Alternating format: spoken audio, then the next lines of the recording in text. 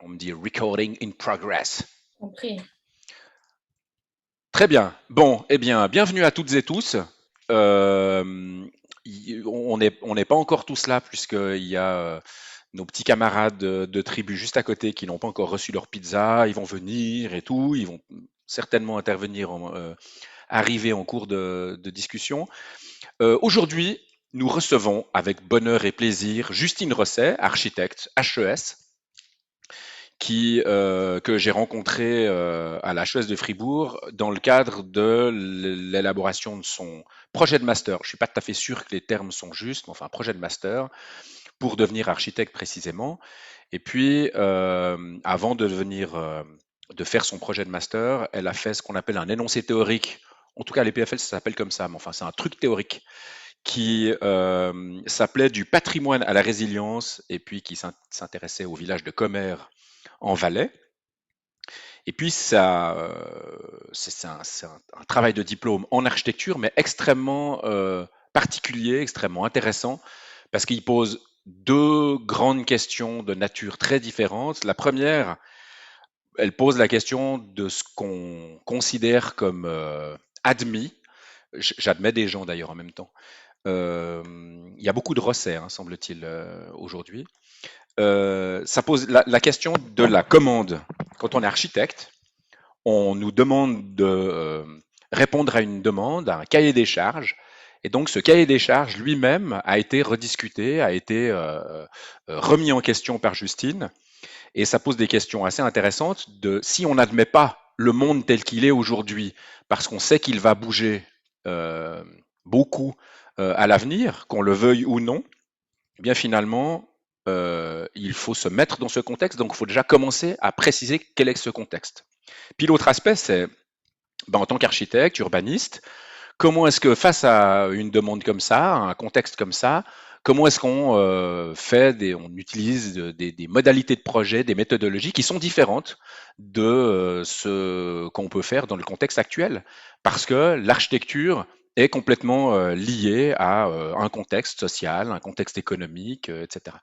Et donc c'est assez intéressant parce que c'est un projet, c'est ce qu'a révélé, je trouve, de façon assez flagrante le jour de la critique, c'est que finalement, c'était injugeable si on n'arrive pas à se mettre dans la posture d'un être humain de 2040 ou 2050. Et ça, c'est assez intéressant parce que ça pose la question à la fois de cette posture et à la fois du rôle de l'architecture et de l'architecte. Et donc, je pense que les discussions qui vont suivre la présentation du projet navigueront un peu ces deux questions. La question générale de la société et du cadre dans lequel on travaille comme architecte, et la question du projet lui-même. C'est quoi un bon projet dans un contexte pareil? Ça change effectivement l'ensemble des critères. Donc, j'espère que vous serez traumatisés à la fin de cette... Traumatisés, comment on peut dire ça? Que vous serez touchés, que ça aura remis en question un certain nombre de choses, comme ça a été le cas lors de la critique finale à la HES de Fribourg en janvier, je crois que c'était cette année, en Ouais, tout début d'année. exactement. Justine, merci d'avoir accepté notre appel, notre demande. Je te cède la parole et on se retrouve dans 45 minutes pour une série de questions, réponses et débats et débats. Passionnant. Justine, tu as la parole. Oui, merci. Bon, merci à tous d'être là aujourd'hui. Euh, c'est vrai, merci Laurent de m'avoir invité, merci Tribu de m'avoir invité, et puis merci pour cette super introduction. Donc effectivement, je vais parler là de mon travail de master, donc qui s'intéresse au lien entre l'architecture, notre mode de vie occidental, qu'il questionne bien sûr, et la préservation du climat. En effet, nous savons aujourd'hui que nos manières de vivre sont responsables du dérèglement climatique et l'architecture en tant que matérialisation de nos comportements, euh, il apparaît urgent aujourd'hui de réfléchir à un nouveau type d'architecture pour essayer d'infléchir la direction dans laquelle on se trouve. Je vais vous partager mon écran. Voilà. Tac. Voilà. Vous voyez bien? Parfaitement. Très bien. Alors,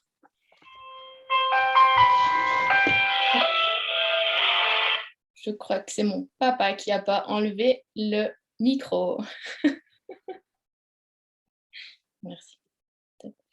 Alors, les réflexions lors du travail de master et de tout le cursus master sont assez grandes. C'est vrai qu'on a la possibilité d'effectuer plein de travaux de recherche. Et puis, mes réflexions, elles ont commencé par l'étude du patrimoine vernaculaire de ma région, qui m'a toujours fascinée, donc du Valais. Ce premier travail analysait le patrimoine bâti vernaculaire et sa vulnérabilité. Parallèlement à ça, une prise de conscience massive de l'état du monde a fait naître en moi une envie de changer les choses, non seulement dans ma vie de tous les jours, mais aussi, je dirais, dans ma vie professionnelle avec l'architecture. J'ai entrepris donc d'axer ensuite toutes mes recherches vers la découverte d'outils, la découverte de critères et de solutions adaptées afin de relever un petit peu le défi de notre futur et de celui de l'architecture. Tout ça m'a amené à mon deuxième travail de recherche, cette fois bien plus critique, qui est intitulé « Du symbiote aux parasites ». La préservation du climat et le maintien du confort moderne sont-ils compatibles? Ce travail m'a ouvert les yeux un petit peu sur le fait que notre mode de vie était la cause de tous nos maux et que l'architecture était en quelque sorte sa matérialisation, le reflet de ce mode de vie destructeur. Et du coup, j'ai commencé à orienter mes recherches sur le type d'architecture qu'il faudrait mettre en place pour arriver à changer ce monde. J'ai formulé à la suite d'analyses de cas et de réflexion des critères pour une architecture durable, qui sont au nombre de 3, la redéfinition des besoins, la technicité accessible et l'ancrage local. Donc ça, c'est vraiment 3 critères que j'ai essayé de garder tout au long de ma démarche, puis que j'aimerais en fait garder tout au long de ma pratique de l'architecture. J'ai également pris le parti de dire que si l'architecture était le reflet d'un mode de vie, il faudrait peut-être juste changer notre architecture, ce qui est la production architecturale, si on veut peut-être changer le monde et influencer les fonctionnements des gens. J'ai aussi pour ça défini une éthique de projet qui exprime un petit peu pour moi ce qu'est l'architecture. Juste l'expliquer brièvement parce que je pense que c'est important de comprendre ça pour comprendre ensuite comment je suis arrivée à ce type de réflexion. Donc pour moi, l'architecture, c'est pas juste dessiner et construire, c'est penser la ville, penser le lieu le village, le lieu dans sa globalité, y entrevoir toutes les opportunités cachées et les révéler surtout pour le bien commun.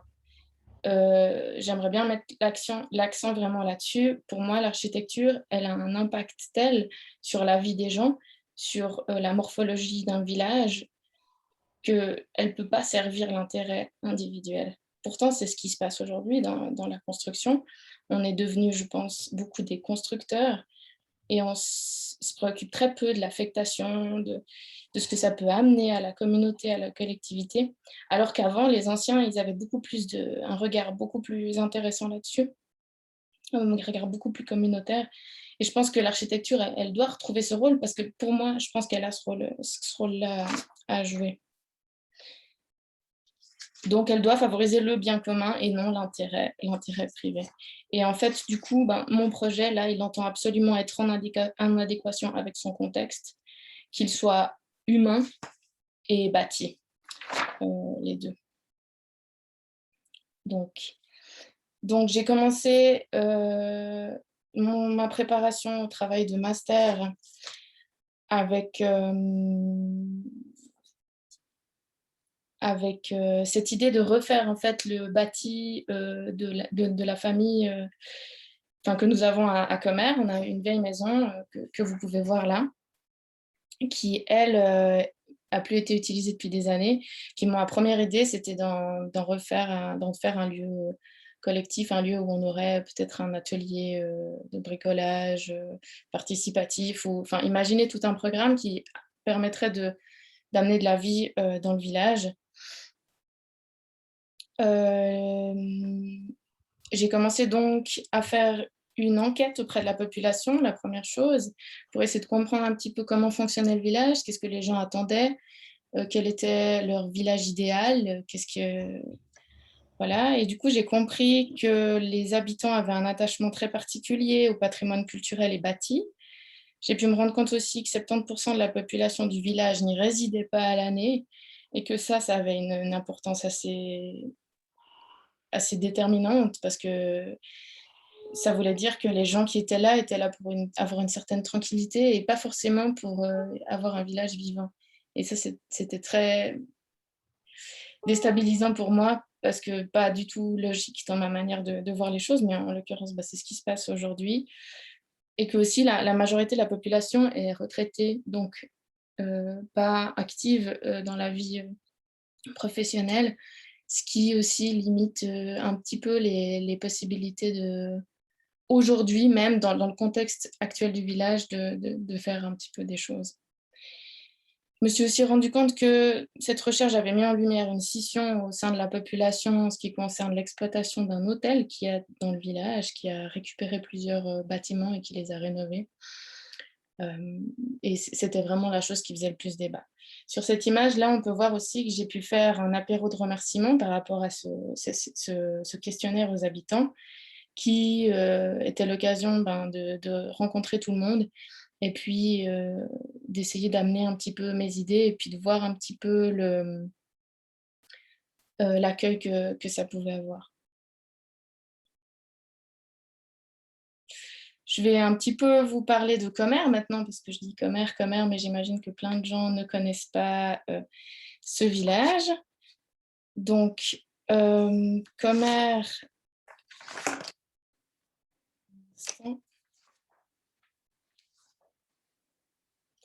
donc c'est le site que j'ai choisi pour mon travail de master, qui se trouve en Valais, dans la région de Martigny. Donc on voit tout en haut le coude du Rhône avec Martigny. Il se situe sur la commune d'Orsières, sur l'axe du Grand Saint-Bernard, qui va jusqu'à Ost. Donc on voit ici le point noir que j'ai mis ici, c'est le village de Comer qui se trouve en dessus d'Orsières. Il est situé à 1500 mètres d'altitude et il a une orientation plein sud avec une forte pente. Là, on peut voir avec ce schéma de la géomorphologie du village qu'on a un versant vraiment plein sud, qu'on a aussi pas mal de bassins versants hydriques, je ne sais pas comment le dire un petit peu autrement, mais on a pas mal de ressources naturelles sur le lieu, ce qui en fait pour moi un candidat idéal pour une stratégie de survie finalement pour l'avenir. Il faut savoir aussi que ce village a un passé agricole autosuffisant et que de ce passé agricole subsiste un paysage rythmé de terrasses et de vieux murs en pierre. C'est aussi une organisation territoriale assez spécifique qui existe un peu partout dans les Alpes, cette manière ce système agropastoral qui existait avant et qui permettait aux gens de vivre de manière autonome dans ces régions de montagne. Où on a là, par exemple, le village de Comer et on voit tous les chemins qui mènent en haut du village, qui sont les alpages et les Mayens. En bas du village, on va avoir, par exemple, le moulin, la scierie à eau, qui existe encore, mais qui n'est bien sûr plus en fonction. Tout ça pour montrer qu'effectivement, avant, le mode de vie se trouvait pas seulement sur un étage d'altitude, mais on allait de la plaine avec les vignes jusqu'aux alpages. Et pour être autosuffisants, les agriculteurs, les paysans n'avaient pas le choix que d'utiliser tous les étages d'implantation du territoire. Comer, c'est un village aussi qui a plus de 600 ans et qui a beaucoup évolué. Ici, j'ai fait un petit schéma où on voit un petit peu l'évolution de la morphologie. Je vais un petit peu zoomer pour qu'on voie un petit peu mieux. Dès le milieu du siècle passé, on a une modernisation progressive qui a commencé à voir le jour, avec notamment la construction ici qui se fait entre les années 30 et les années 60 de la route d'accès, qui vient un petit peu moins frontalement dans le village que ce qu'elle était avant. On a cette route d'accès qui devient goudronnée, on a l'arrivée un petit peu de l'électricité, et petit à petit, on a les jeunes qui se tournent vers la plaine, où de nouveaux métiers moins fatigants que celui de paysan peuvent être exercés. Donc on a gentiment un exode rural qui arrive. Avec cet exode rural, on a une construction de nouvelles habitations au niveau de la morphologie du village, construction de nouvelles habitations en dehors du périmètre bâti dense du village, on a une disparition de racards et de granges écuries parce que les gens arrêtent d'être agriculteurs. On a les bis qui sont de moins en moins utilisés, employés, qui sont un peu laissés à l'abandon. Les terrasses aussi dans les prés, les vieux murs en pierre sèche sont de moins en moins utilisés. Et puis on a gentiment des racards et des granges qui sont démontés pour être reconstruits ailleurs, pour des résidences secondaires. Donc on a un bâti qui a disparu du village aujourd'hui, où on peut trouver encore des traces, mais qui n'existe plus. On a, entre les années 80 et les années 2000, pas mal de résidences secondaires qui ont apparu tout autour du village. On a un bassin d'irrigation qui, lui, permet de remplacer le bis de manière mécanique toujours, mais de manière quand même un petit peu moins communautaire que ce que le bis demandait. Et entre les années 2000 et maintenant, ben, c'est un petit peu le moment où la morphologie du village n'a pas beaucoup changé. On a vraiment juste le bâti qui avait besoin d'être rénové, qui a été rénové, euh, pas entièrement pour l'instant, bien sûr. Alors, là, je vous ai mis une image de la maquette parce que je trouve qu'elle montre bien la clairière maraîchère dans laquelle se trouve le village, qui est une clairière certainement qui a été fabriquée par l'exploitation du village autour pour alimenter les bestiaux, mais aussi pour faire de la culture maraîchère et pouvoir se nourrir. Donc là, on le voit bien. Ici, pour comprendre un petit peu la topographie, c'est un plan en dessous avec la coupe au-dessus qui nous montre qu'on est vraiment dans un village avec une moyenne de 50% de pente, donc c'est vraiment très pentu. Donc on a beaucoup de murs de soutènement en vieille pierre, beaucoup de terrasses qui permettent qui permettent tout en fait. Si on n'a pas de terrasse, tout devient un peu compliqué, que ce soit construire, que ce soit cultiver. Voilà, et on voit un petit peu la clairière, puisqu'on a de la forêt en haut et de la forêt en bas. Sur ce plan, je montre un petit peu, juste, c'est un plan de situation où on voit le bâti qui existe, qui est le bâti en clair, et puis le bâti en brun foncé. C'est le bâti que j'ajoute. Je vais l'expliquer tout de suite. Avant, j'aimerais juste montrer quelques photos pour qu'on comprenne un petit peu et qu'on voie de quoi a l'air ce village. Donc là, on voit un village majoritairement en pierre au centre. Il a brûlé plusieurs fois, donc le bâti s'est transformé petit à petit pour devenir plus résilient face aux incendies. Mais on a toujours beaucoup de bâtiments en bois qui sont en général les granges et les écuries. Et les bâtiments en pierre sont les bâtiments d'habitation, les maisons d'habitation. On a ici l'ambiance un petit peu dans le village, où on a des petites ruelles et puis des toitures qui s'enchevêtrent. C'est un village étroit où on a parfois des percées dans le paysage qui nous permettent d'apprécier un petit peu ce qu'il y a autour et puis d'apprécier la pente en fait qui nous offre ça. Tout autour du village, on a cette campagne qui est là un petit peu partout, dans laquelle on peut cultiver. Là, on voit des jardins d'habitants du village qui continuent de cultiver de manière individuelle, bien sûr. Il faut s'imaginer qu'avant, certainement à une époque, toute la clairière était cultivée. Voilà. Donc là, on voit aussi tous ces murs en pierre, on les voit bien sur cette image, qui permettaient justement ces cultures maraîchères. Et qui sont un élément vraiment fondateur, je dirais, de ce type de village, et puis qui forment le paysage.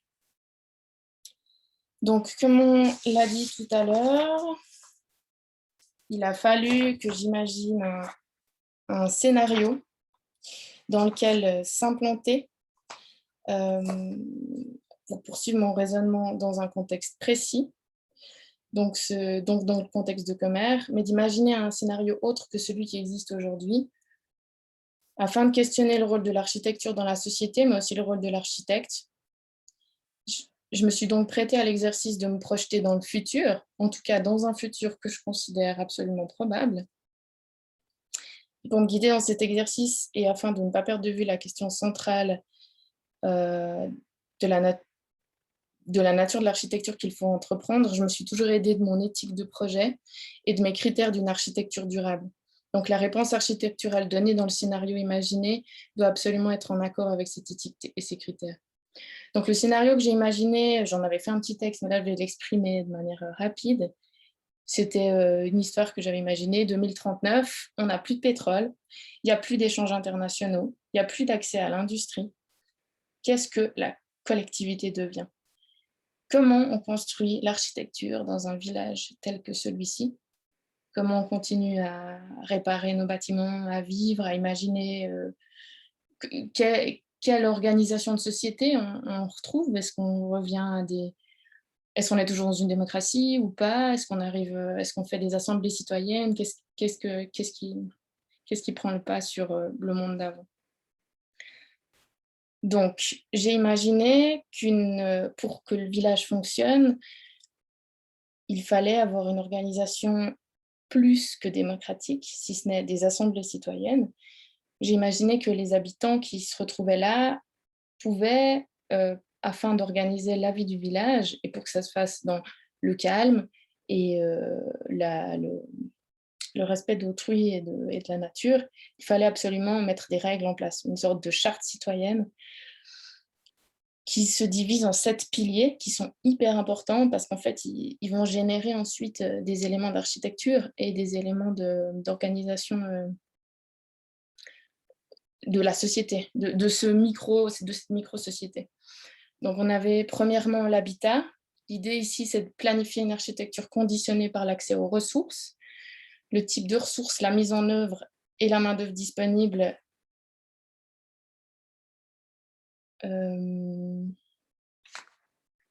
Pardon, parce que je ne vois pas l'écran en entier, moi.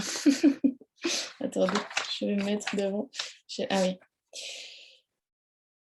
Oui, donc l'idée, c'est d'imaginer une nouvelle architecture vernaculaire qui, elle, soit conditionnée par l'accès aux ressources, par le type de ressources, la mise en œuvre et la main-d'œuvre disponible sur place. Au niveau des ressources locales, l'idée principale, c'est le respect, c'est d'utiliser des ressources locales pour les activités ainsi que pour l'architecture et pour le fonctionnement de la collectivité, tout en assurant un renouvellement de toutes ces ressources. L'autonomie alimentaire, qui veut tendre à l'autosuffisance, produire la majorité de la nourriture sur place de manière naturelle, décarbonée, afin de nourrir tout le monde. Au niveau de l'éducation, c'est promouvoir vraiment les savoir-faire, mettre en place une éducation basée sur l'apprentissage de soi, l'apprentissage des autres, du monde naturel et des savoir-faire nécessaires à la survie de l'humanité dans le respect du vivant, très important. Les communs, l'idée de la mutualisation qui va être hyper importante par rapport à l'architecture, parce que ça demande de remettre en cause absolument tout ce qu'on, enfin j'imagine quasi tout ce qu'on fait aujourd'hui. Donc, c'est mutualiser les biens, les services, le travail et les bâtiments au sein de la communauté. Et, je m'étais rendu compte que je pense si on a ça, si on a cette mutualisation, on arrive à avoir une identité commune et une certaine paix entre les gens, née de cette identité partagée finalement. Des échanges toujours, mais des échanges locaux. L'idée, c'est d'échanger des biens, des services et du temps, des connaissances à l'aide d'une économie essentiellement non monétaire, retrouver un autre type d'échange, ce qui de toute façon serait absolument nécessaire dans le scénario que j'ai imaginé. Puis au niveau de la mobilité, bien sûr, ça change tout. Il faut relocaliser tous les besoins à l'échelle régionale, retourner à des formes de mobilité piétonne, mécanique ou animale. Voilà. Donc ça, c'est vraiment les 7 piliers sur lesquels tout se base. Donc au niveau du village, au niveau de la morphologie, le village est organisé ici autour d'une rue principale, qui a un front de rue bâti hyper dense et étroit. On remarque qu'on a aussi une rue parallèle en amont, un vide important qui s'est formé au milieu, qui sonne un petit peu comme une centralité, qui en fait est formée par des terrasses potagères qui aujourd'hui sont des parkings à voitures. Et pour moi, je trouvais ça intéressant parce que c'était vraiment un lieu central, un dégagement au milieu du village qui pouvait être utilisé. Et si on regarde le deuxième schéma, en analysant l'histoire du bâti du village, je me suis rendu compte que certains bâtiments avaient disparu, mais que les traces de leur implantation demeuraient. Donc, une partie des nouveaux bâtiments projetés seront implantés sur ces traces. Ça permet aussi de retrouver une structure bâtie plus originelle. Et ces bâtiments ont disparu alors que les paysans de montagne du village disparaissaient. Et du coup, je trouvais intéressant de reconstruire sur ces traces au moment où on souhaite ramener cette économie de village et cette agriculture de montagne. Donc là, ce qu'on voit, c'est que les bâtiments qui sont en gris plus foncé euh, sont les bâtiments que je rajoute. Et si vous comparez les deux schémas, on voit que certains, en fait, ils sont déjà, parce qu'en fait, c'est des traces d'anciens bâtiments qui existaient avant, mais qui aujourd'hui n'existent plus. Au niveau des stratégies d'implantation,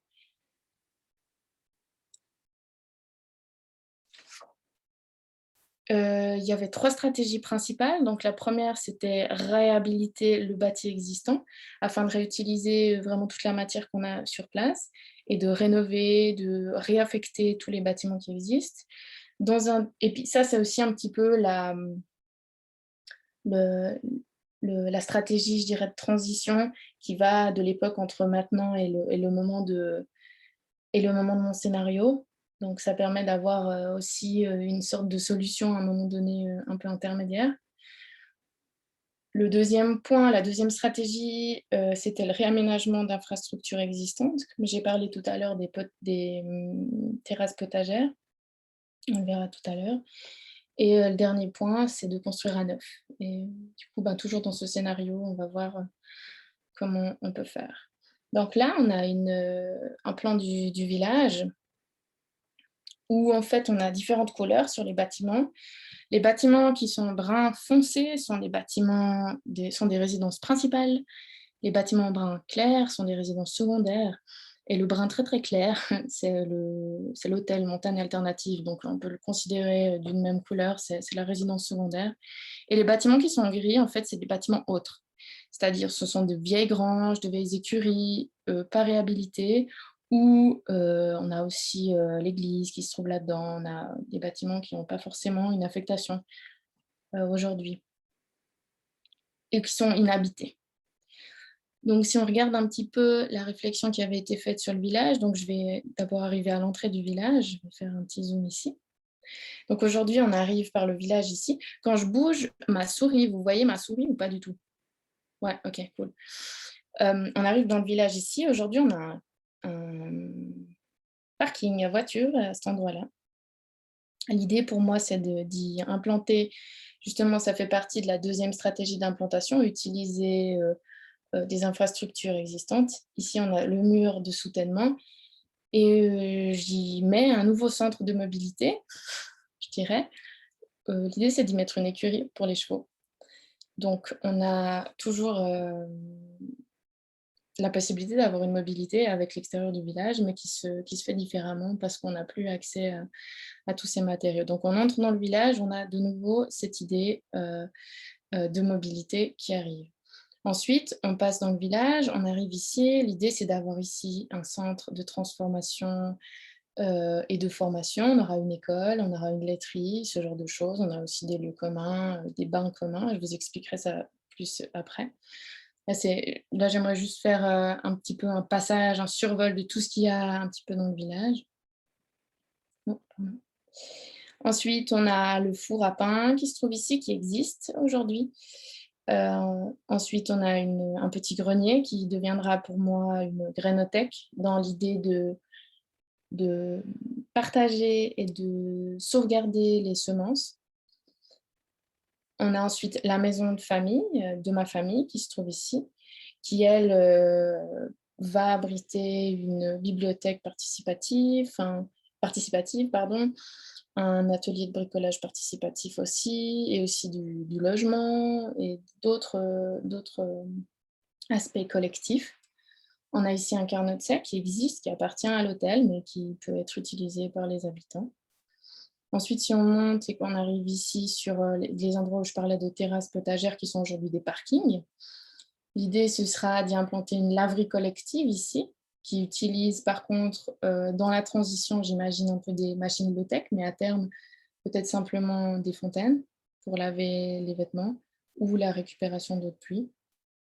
On a ici un lieu très important que j'ai appelé le couvert, mais qui est le lieu de rassemblement, le lieu où l'acte de vivre ensemble se fait.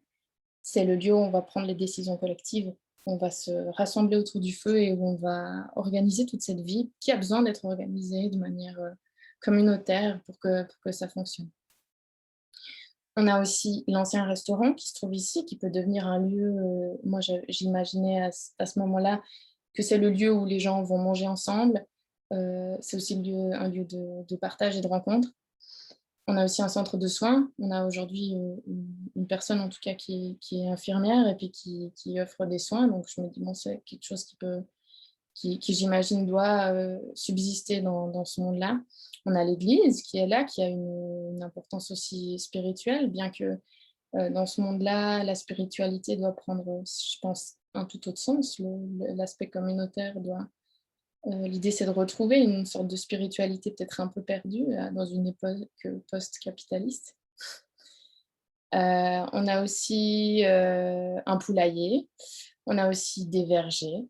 L'idée ici, c'est vraiment, l'autonomie alimentaire, donc d'utiliser tout ce qui se trouve autour. On a un rucher qui existe, qui est préexistant et qui permet de faire du miel, de la propolis pour se soigner ou de la cire d'abeille pour s'éclairer avec des bougies, par exemple. Donc ça, c'est pour, le village ici, le centre du village et un petit peu en dehors du village, ici, juste au-dessus. L'idée, c'est d'y ramener, dans l'idée de ramener une autonomie alimentaire, d'y ramener aussi l'agriculture. Parce que je pense que c'est ça qui a fait mourir un petit peu le village. Au milieu des années 90, le dernier agriculteur est décédé et puis on n'a plus d'agriculture à partir de ce moment-là, si ce n'est pour, le fourrage du bétail, de gens qui viennent d'autres villages, qui viennent faucher autour du village. Donc l'idée, c'est d'y réimplanter une écurie avec, divers animaux qui, eux, vont produire des denrées alimentaires, que ce soit avec du lait, du fromage ou pour, pour arriver à une autonomie alimentaire. On a aussi une partie de logement qui, heu, qui s'intègre ici, et du logement, collectif aussi, on le verra, tout à l'heure. Donc l'idée, c'est vraiment, d'imaginer une nouvelle manière de vivre à Comer, qui n'est pas du tout la manière actuelle, de vivre. Donc je vais commencer par la première stratégie d'implantation que j'avais, exprimée, qui est donc, la réhabilitation du bâti existant. Là, vous pouvez voir une coupe sur la maison de famille, assez impressionnante, je trouve, mais assez représentative du village, où on a vraiment des bâtiments qui sont inscrits dans la pente, qui permettent d'avoir, des affectations à différents étages, de sortir à plein d'endroits dans la pente et du coup d'offrir des locaux, je dirais intéressants pour la communauté.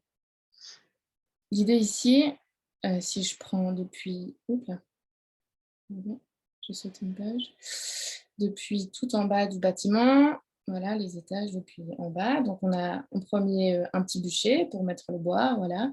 Ensuite on monte, l'idée c'est d'avoir ce lieu où on a, cet atelier participatif. Accessible à tous les habitants, avec possibilité d'avoir de l'outillage. On a toujours des caves parce qu'il faudra toujours stocker de la nourriture. On a ensuite des logements.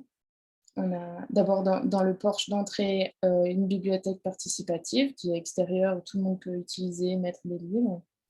Un logement qui est imaginé lui, sur le plan traditionnel mais avec le moins possible de technologie, hein, toujours en respectant les 3 critères d'une architecture durable, donc technicité accessible, redéfinition des besoins.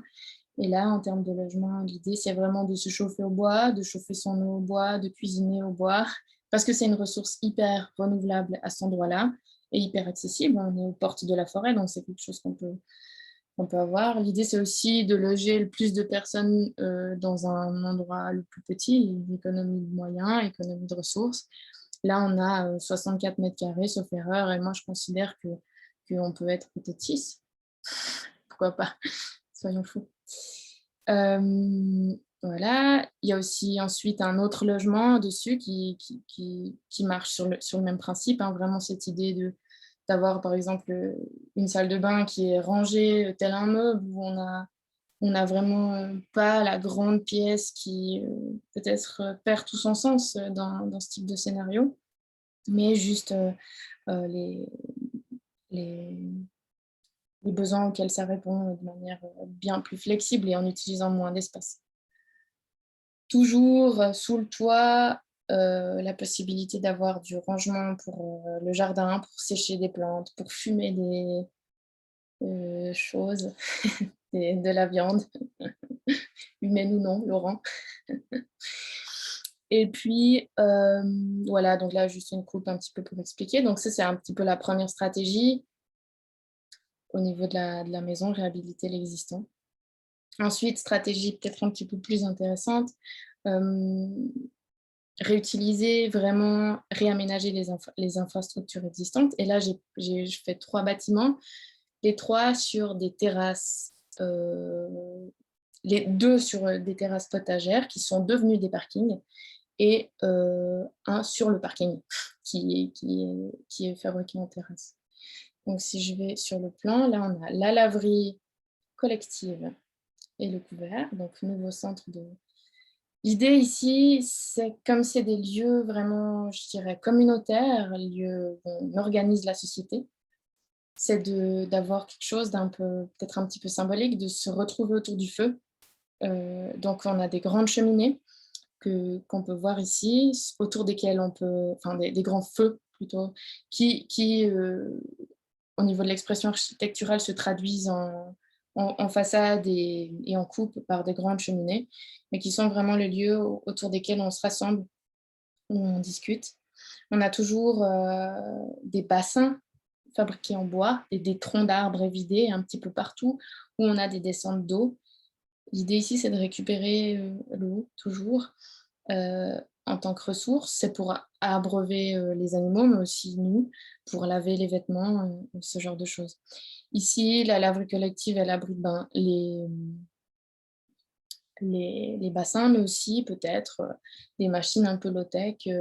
J'imagine qu'on devrait certainement réutiliser nos vieux tambours de machines branchés sur un vélo et pourquoi pas en faire une machine à laver. C'est tout ce genre de choses-là, toujours avec ben, bien sûr de la culture tout autour. Ici, on voit en coupe ce que ça peut vouloir dire. Donc, vraiment articuler la vie de village ici au milieu euh, autour de cette collectivité, le faire ensemble, comme on peut le voir ici. Et là, pour laver les vêtements. Là, c'est une autre coupe qui exprime aussi la même chose, hein, cette grande cheminée qui est comme un appel aussi, hein, comme on a des clochers d'église, ben, là, c'est aussi un appel peut-être un petit peu plus spirituel au rassemblement. Voilà. Si on peut le voir, l'idée, c'est toujours d'avoir une architecture vraiment empreinte de nécessité, donc il n'y a pas du tout de superflu. C'est des structures bois, des ossatures bois simplement, qui sont ensuite recouvertes de planches. Et ici, on n'a pas du tout d'isolation quelconque. L'idée, c'est juste d'être couvert et à l'abri des intempéries, mais pas du tout d'être chauffé. Ensuite, au niveau du parking, qui devient le nouveau centre de mobilité, ici, on peut le voir, où il y a vraiment une idée où on est dans les champs, on fait les foins, on amène le foin ici. L'idée, c'est ensuite de pousser le foin dans la mangeoire, que les animaux le mangent, qu'ils défèquent tout ça ensuite, et puis qu'on le pousse en bas du mur, et puis que ça arrive directement là dans les vergers, et qu'on puisse épandre le fumier sur les arbres fruitiers. L'idée, c'est vraiment l'économie de moyens. Là, je pense que ce serait dans ce monde-là le leitmotiv pour tout, la sobriété. Euh, voilà, donc si on regarde un petit peu en coupe ce que ça donne, c'est ici où on a les chevaux et puis la possibilité de jeter le fumier directement ici. On a un deuxième étage qui permet de stocker, d'y mettre un séchoir communautaire par exemple, un réduit pour du matériel quelconque pour s'occuper des animaux. Là, on y voit la coupe qui, elle, ben, exprime bien en fait, ce côté un petit peu circulaire des ressources. où on a le foin là, avec la pente qui va directement dans la mangeoire, tout ça. Donc ça, c'est la réutilisation du parking pour un autre lieu de mobilité. Donc au niveau constructif, hein, toujours très simple, structure en bois contreventée avec des planches, parfois en essayant d'avoir un petit peu des jeux de lumière pour éviter les fenêtres, mais en ayant toujours de la lumière qui rentre. Voilà, donc ça c'était je dirais la deuxième stratégie, donc construire sur les infrastructures existantes. Et finalement, dernière stratégie, c'est construire. Comment on fait pour construire dans un contexte pareil, sans l'industrie? C'est quelque chose qu'on ne sait plus faire, mais que les anciens savaient très bien faire. Voilà. L'idée ici, du coup, c'était de ramener l'agriculture dans le village. Donc pour ça, j'imaginais de ramener une écurie, donc on voit ici. Donc j'ai imaginé les vaches ici, des moutons, pourquoi pas ici. Il y a toujours les fumacières pour, euh, pour les défections aussi humaines, parce que l'idée dans le village, c'est de ne pas polluer l'eau avec nos défections. Donc on a un compostage qui se fait, des déchets ménagers, mais aussi des toilettes sèches qui sont, j'imagine, monnaie courante à ce moment-là dans le village. L'eau, on la garde pour la boire et pas pour pisser dedans. Et puis, oui, donc du coup, on a aussi des logements qui ont toujours des caves au sol. L'idée, c'est jamais d'habiter des endroits humides et impossibles à habiter.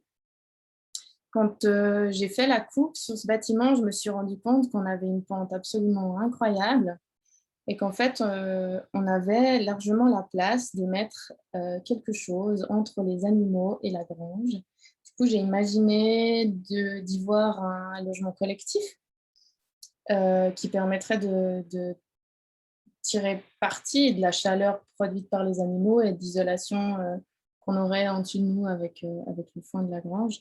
Donc là, on voit un petit peu les coupes pour comprendre un petit peu la pente dans laquelle on s'inscrit, qui est une pente vraiment très, très abrupte, mais qui permet d'utiliser tout le potentiel du contexte à ce moment-là. Si on regarde, du coup, on avait ce deuxième étage où on a ce logement collectif qui, lui, jouit de fenêtres sur tout un côté, qui jouit aussi de puits de lumière, que je vais expliquer ensuite dans la coupe longitudinale. Et le logement attenant, qui, lui, je l'expliquerai de manière constructive assez précis ensuite, parce que c'est un petit peu la solution architecturale que j'ai développée le plus dans ce contexte-là.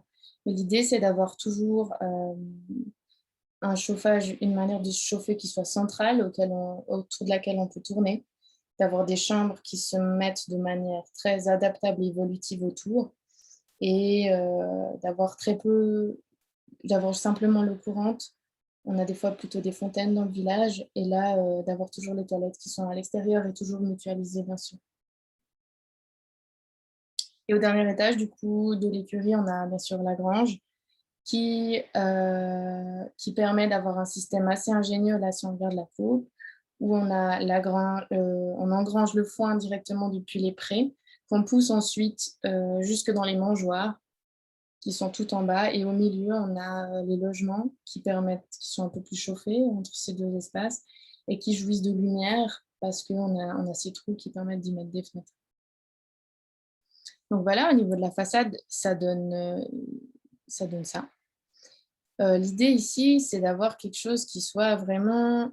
les façades, je ne les ai jamais vraiment réfléchies en tant que quelque chose qui devait être esthétique. J'ai voulu les réfléchir en tant que quelque chose d'utile. Et du coup, elles, elles reflètent un petit peu ça et je trouve que finalement, elles sont quand même belles. J'expliciterai un petit peu plus aussi en termes de construction. On peut voir que dans les ouvertures, on a toujours un cadre qui est toujours le même, qui correspond à une structure un peu donnée, à une trame porteuse de nos bâtiments, que ce soit dans celui-ci ou dans celui-là, mais qui répond en fait aux besoins de... Enfin, la question est, est-ce qu'on a accès à... Est-ce qu'on sait faire des fenêtres?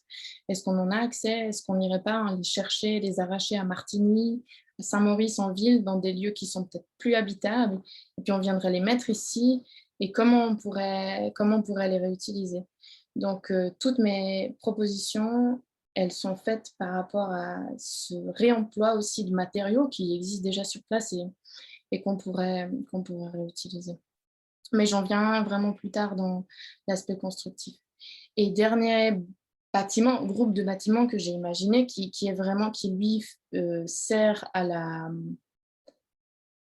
à l'autonomie alimentaire du village et à la vie communautaire tout court, hein. Puisque au rez-de-chaussée, on a, enfin, je dirais plutôt au niveau de la rue principale, on a les bains communs, donc un lieu où on a des baignoires qu'on a trouvées et qu'on a mis là, où chacun peut venir se laver avec de l'eau de pluie. L'idée, c'est de faire un feu sous la baignoire pour se chauffer le bain et ensuite de vider l'eau qui va directement dans les graviers, dans la terre qui est assez sablonneuse là-haut et qui s'écoule librement. L'idée, c'est ça. On a aussi une épicerie auto-partagée. L'idée, c'est que les ressources soient, euh, je dirais, cultivées ensemble, mais aussi partagées, parce qu'on aurait peut-être des gens qui enseignent, mais qui du coup ne pourraient pas planter des pommes de terre. Eh ben, c'est un échange de bons procédés de la communauté. On aurait ensuite, l'idée c'est j'ai ici recréé une rue intérieure pour en fait pallier à la pente et puis permettre un accès sur tous ces bâtiments. Donc on a les escaliers qui partent ici, qui permettent ensuite de monter sur un premier plateau qui dessert les deux bâtiments qui offrent deux logements. Les logements toujours avec un WC sec à l'extérieur du logement, avec une fontaine qui coule depuis plus haut, qui permet d'avoir de l'eau potable. Et Justine, ensuite, ça te va de terminer en 5 minutes là? ouais, ouais, absolument. Merci. Ensuite, arriver un peu plus haut et on a l'école. L'école qui a toujours un lien directement avec l'extérieur. L'idée, c'est de toujours pouvoir cultiver des choses, de pouvoir donner accès à la nature aux enfants, toujours avec les WC extérieurs. Et puis, on a un deuxième bâtiment. Quand on arrive sur sur le dernier étage, on a accès toujours aux toitures qui sont des séchoirs. On a le dernier bâtiment qui est en pierre, qui lui peut accueillir ici la laiterie, avec toujours cette ruelle intérieure qui continue, qui accueille ensuite l'endroit où on fabrique le fromage. En dessous, on était le lieu où on stocke le fromage. Et puis, en haut, le lieu où arrive le lait, directement depuis les écuries. Donc, voici un petit peu en coupe ce que ça veut dire. Toujours les mêmes principes, hein, l'idée de réhabiliter la pente. Donc, mon idée, c'était vraiment de trouver un type d'architecture qui réponde à tout ça, au niveau technique, au niveau constructif, et d'imaginer, pour pas que l'architecture devienne absolument anarchique, une sorte de modèle, une sorte de kit de survie de l'architecture qui s'inspire bien évidemment des types de construction vernaculaires et de tout son savoir-faire, qui prend en compte les ressources naturelles qu'on a sur place, qui sont nombreuses. On a beaucoup d'eau, on a le bois, la pierre, la terre, la paille, la laine de mouton. On a aussi toutes les ressources résiduelles qui peuvent être utilisées dans la solution que je vais proposer, qui sont des déchets, comme le PET, les conserves, les pneus, les objets fonctionnant au pétrole, des voitures, des machines, des outils, ou les éléments de construction, simplement comme j'ai dit tout à l'heure avec les fenêtres. Donc, ce type de bâtiment vraiment s'implante dans la pente de manière rationnelle. L'idée, c'est pas de faire de toute façon, on ne peut pas faire de gros terrassements. Il a des dimensions absolument rationnelles, qui sont les dimensions d'un racard, 8 par 8, où on a une portée des planchers unidirectionnelle pour simplifier l'aspect constructif, toujours avec une typologie centralisée qui permet de tourner autour du feu et c'est aussi symbolique, mais c'est aussi bien plus pratique pour se chauffer. Et une typologie adaptable où on a des ossatures légères à l'intérieur qui permettent de fermer ou non par rapport à la famille qu'on a ou d'ailleurs pas famille, le type de logement collectif qu'on a. Au niveau, je dirais, constructif, on a vraiment l'idée d'avoir des chevrons suspendus. Au niveau constructif, ils sont toujours placés l'un à côté de l'autre. Ça évite différents problèmes au niveau des assemblages, c'est bien plus simple. Les ossatures sont toujours remplissables avec soit de la paille, de la laine de mouton ou du pet concassé, ce qu'on trouve et qui permet d'isoler un petit peu les maisons.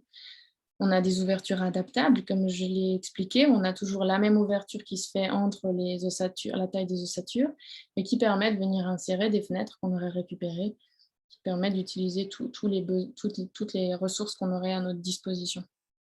Puis au niveau des planchers, c'est aussi la même chose. L'idée d'avoir des planchers entre les endroits froids et chauds qui soient isolés avec des matériaux isolants, laine, paille, et entre logements où on cherche un peu plus l'inertie, où on irait peut-être mettre de la terre, par exemple. Donc là, c'est le plan type, où on a vraiment la structure à l'extérieur, le rangement du bois qui se fait dans cette couche-là, qui permet aussi peut-être de se protéger un petit peu des intempéries, en tout cas de protéger de la façade. Et puis à l'intérieur, cette chambre ici, qui est un lit à 2 étages, qui permet d'augmenter la capacité pour les gens de dormir dans le logement. Au niveau de la coupe et de la façade, ça donne ça. Avec un dernier étage qui permet toujours d'avoir cette cheminée où on peut aller à l'intérieur et où on peut fumer des aliments, par exemple, et un séchoir sous le toit. Donc on voit ce que ça peut donner aussi en termes de façade, ces fenêtres de tailles différentes et puis ce bois entassé. Après, c'est pas du tout ce qui a été recherché. Le but recherché ici, c'était la nécessité. Donc voilà. Donc ça, c'était la planche qui expliquait un petit peu tout au niveau constructif. C'est vrai que ma présentation, elle a été faite sur des planches et elle était bien plus compréhensible peut-être comme ça. Mais donc au niveau... Voilà, au niveau de ce travail, du coup, il m'avait permis de projeter ce que l'architecture peut devenir dans un contexte climatique, géographique et social précis.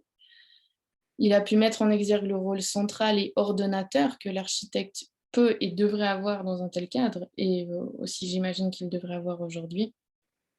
Cette organisation de la société, ces comportements induits par une certaine architecture qui respecte l'éthique de projet, ainsi que les critères d'une architecture durable préalablement définis, pourrait-elle voir le jour aujourd'hui ou est-ce qu'il faut vraiment attendre qu'on soit au pied du mur pour mettre en place ce type d'architecture ? En réhabilitant l'ancien, en s'implantant sur des murs existants ou encore en construisant de nouveaux édifices.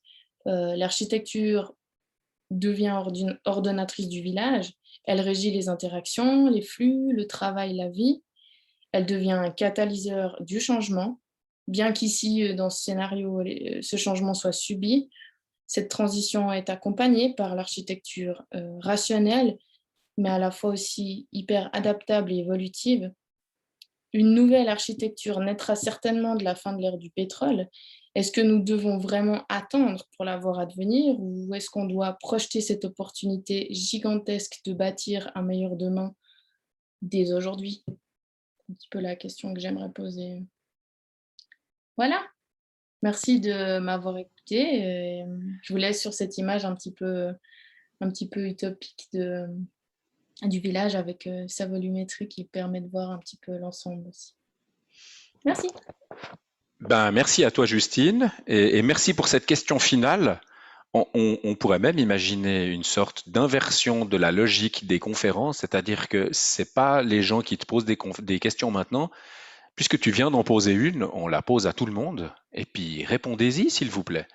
Alors, est-ce que vraiment va falloir attendre la fin du pétrole ou est-ce qu'on va pouvoir euh, changer nos modes de vie, la société, la civilisation, la culture, la religion, la spiritualité, tout ce dont tu as parlé, euh, de nous-mêmes? C'est un petit peu ça ta question. Est-ce qu'il y a des gens J'allais, qui ont des questions ouais, ouais, ou des remarques? Oui, j'entends Calix, c'est ça? ouais, Vas-y, ouais. vas-y. Je trouvais justement intéressant la question que posait Justine à la fin, ou la phrase aussi, bâtir un meilleur demain. Ce que je trouve très intéressant dans ce genre de travaux, déjà mis à part toute l'étude pour comment bien faire, comment faire mieux, comment Mhm, faire plus propre, etc. C'est bien qu'est-ce qui nous empêche de faire comme ça maintenant. mhm, Et est-ce que il faut que chaque métier se dise, moi je dois montrer, alors montrer ou faire déjà juste, ou est-ce que il faut se battre contre ce qui empêche de le faire? mhm. C'est-à-dire que à un moment donné, tu parlais de règles obligatoires. Ça, j'ai trouvé aussi très intéressant, Justine. Ouais, pour pouvoir qu'on fasse ensemble, il faut plein de règles obligatoires. J'ai l'impression après, quand tu les énumères, c'est moins des règles que des valeurs, en fait. Parce que les règles, ça veut dire des normes, ça veut dire que dès qu'elle est mauvaise, de toute façon c'est comme ça, on peut pas faire autrement, etc. Alors que des valeurs, si on se met d'accord dessus, on peut estimer que même si on n'est pas d'accord avec, en venant d'une autre vallée du Valais, pour ceux qui les ont choisies, elles sont communes et donc elles sont bonnes. Ouais.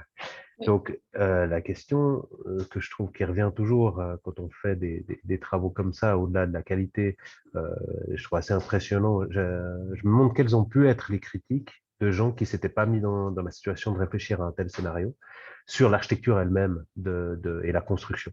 Je pense qu'il n'y a pas de critique possible pratiquement, puisque tout se justifie par lui-même, par le scénario et par les choix qui sont faits.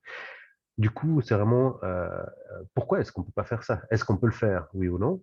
C'est-à-dire bâtir un meilleur demain dès maintenant? Ou est-ce qu'il n'y a pas des choses à déconstruire avant? Et du coup, Justine, est-ce que toi, tu as réfléchi à ça ou pas? C'est un peu une question où il y a la réponse dedans puisque tu sors du tribunal. Mais voilà. Oui, mais c'est vrai que dans ma pratique aujourd'hui, je me rends compte que je peux pas le faire, ce que je voudrais.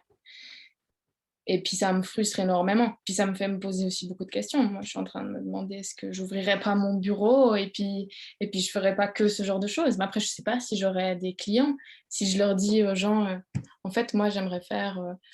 Euh, Enfin, c'est limite travailler à la Snoddy, à Monte Carasso, ou bien ouais, c'est des projets qui sont des projets de communauté et je suis pas sûre que ce soit possible aujourd'hui, mais en fait, j'ai envie d'essayer et je me dis, mais pourquoi pas? Et je me dis, c'est peut-être ce que fait un petit peu quand même, je trouve, ce que vous faites beaucoup des fois, je trouve pas mes mots, les communautés de... Les ZAD. Ouais, non, oui, bon, les ZAD, oui, mais sans parler de militantisme, Ah, les mais coopératives les d'habitants. coopératives, ouais. Ouais. Mhm. Je trouve que ça ressemble un peu parce que j'imagine qu'il y a des valeurs communes. Alors après, Laurent nous en parlera et nous dira que ça ne fonctionne qu'un peu. Et j'ai le souvenir d'une conférence que tu avais faite là-dessus à Genève, Ouais, où tu disais que finalement ça fonctionnait peut-être qu'un peu. c'est Mais, ça. mais Bah, je pense, ce qu'il y a- qu'on doit se battre et puis peut-être qu'en tant qu'architecte, on doit devenir un peu militant. ouais. Parce que personnellement, moi, avec je dirais, la vision que j'ai du monde aujourd'hui et les valeurs que j'ai à ce niveau-là, l'architecture telle qu'elle est aujourd'hui, où on est vraiment plus des constructeurs qu'autre chose, bah, elle ne me donne pas envie. Et c'est pas ça le métier que j'ai envie de faire. Si c'est ça l'architecture, bah, j'arrête demain de travailler. C'est un Bon, peu alors il ça. faut arrêter demain, mais il faut quand même faire quelque Non, chose. mais c'est un peu ça ma réponse, dans le Mhm, sens où mhm, j'imagine bien que c'est compliqué, mais peut-être qu'il faut se battre pour essayer de faire ça. mhm. Bon, ce qui est intéressant, Voilà. pour poursuivre la question de Calix ou sa remarque, c'est que finalement, si tu dis que tu aimerais faire ça, faut d'abord trouver une communauté amiche Ouais. et puis tu seras en phase. Et ça montre quand même qu'il y a derrière, je dis pas amiche au hasard, c'est que Emmanuel Macron a dit ceux qui sont contre la 5G, ils veulent le retour à l'homme des cavernes, à l'âge des cavernes et aux communautés Amish. Et moi, je me suis beaucoup intéressé aux Amish depuis, grâce à Emmanuel Macron. Mais c'est vrai qu'il y a tout un imaginaire sociétal qui fait que très vite tu pourrais passer pour une folle furieuse, quoi. Donc c'est vrai que tu te retrouves, toi, à avoir un décalage entre l'imaginaire général, hein, parce que derrière tous les termes que tu as utilisés, résilience, sobriété, durable, proximité, enfin tout ça, je suis sûr que Martin Bouygues et les plus gros promoteurs, Bernard Nico, ils te feront des projets à leur sauce avec les mêmes mots. Par contre, ce que je constate, c'est le décalage qu'il y a qui fait que tu pourrais passer pour une folle, quoi. Donc, il faut être conscient de ça. C'est que ce que tu nous démontres là, euh, et d'ailleurs, il y a une question qui est posée par Noémie Vetterli qui dit qu'en ont pensé les locaux, donc les habitants du coin. Et je trouve que c'est une question assez intéressante, c'est de dire, mais est-ce que tu n'es pas obligé d'avoir convaincu tout le monde, non seulement de rejoindre, euh, d'accepter l'état de la planète, mais en plus de ça, d'accepter cette ampleur de changement de mode de vie, mais en plus de ça, presque leur imposer une nouvelle religion, hein, parce que tu as parlé de spiritualité et tout, qui fait que le saut à faire est d'autant plus grand qu'il y aura peu de monde qui vont pouvoir être capables de le faire, surtout qu'il faudrait que 100% de la population du village soit d'accord avec toi. Ce qui fait que tu crées un village amish, une dictature amish même, un truc où pour que ça fonctionne, il faut vraiment aller très très loin. C'est pour ça que moi, j'aurais tendance à accepter les paradoxes et le fait qu'on va peut-être pas réussir à tout faire. Mais par contre, ce qui est super intéressant, c'est que si tu acceptes, toi, qu'aujourd'hui, tu n'es pas dans un monde comme ça, et puis que tu vas tout faire pour atteindre un idéal, d'avoir un petit peu fait ce projet, c'est aussi une façon un peu théorique de réfléchir à des questionnements, mais il faut prendre cette distance, sinon tu vas souffrir.